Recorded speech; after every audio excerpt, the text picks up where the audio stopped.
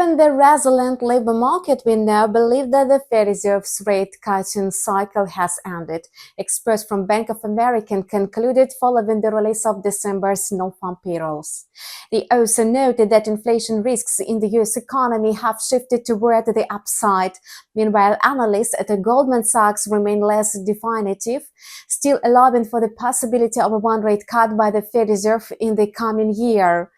All these forecasts support American assets, namely the US dollar and treasuries. The US dollar index asserted its strength against all 6 major currencies and opened this week near its highest level in over 2 years, trading in the range of 109.60 to 109.90 points.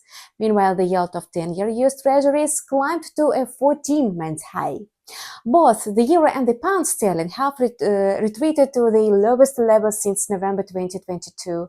While the resilience of the U.S. economy negates the likelihood of a rate cut by the Fed Reserve, the ECB is expected to carry on with its easing cycle. The position was reaffirmed today by the ECB chair economist Philip Lane. However, he added that the ECB must have a ground this year being neither too aggressive nor too cautious. On the other hand, risk assets, including the euro, are currently out of favor due to Donald Trump. With his return to the White House just a week away, market uncertainty is expected to grow as the inauguration day approaches. Trump's declared global trade war could begin as early as January 21st. During his election campaign, Trump warned that the European Union would have to pay a big price for not buying North American exports. Due in part to these statements from the future legitimate president, the euro has remained under pressure for the first month straight. Sentiment in the European market today is bleak, with a single currency trading in negative territory below 1.0250 against the US dollar.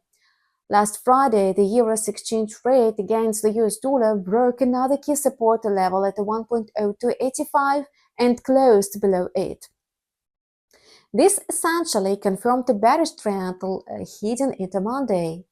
As a result, traders of the euro-dollar pair should consider short positions during corrections toward the technical resistance levels of 1.0299 and 1.0345 this week. Meanwhile, today, the euro has already tested the round level of 1.0200. The overall outlook for the single currency remains bearish. As long as the dollar extends its rally, the euro risks falling further down the trading chart toward the next round level at 1.0100. Beijing is also on edge, awaiting the start of Donald Trump's presidency. Markets have barely reacted to positive reports showing a rise in the Chinese exports and a recovery in imports. Although the People's Bank of China Bank is employing an increasingly wide range of policy tools to support the yuan, these efforts could be in vain after January 20, potentially leading to a sharp decline in the Chinese currency. Considering that China's trade surplus with the US stands at approximately $105 billion, Trump's intended tariff hikes appear inevitable.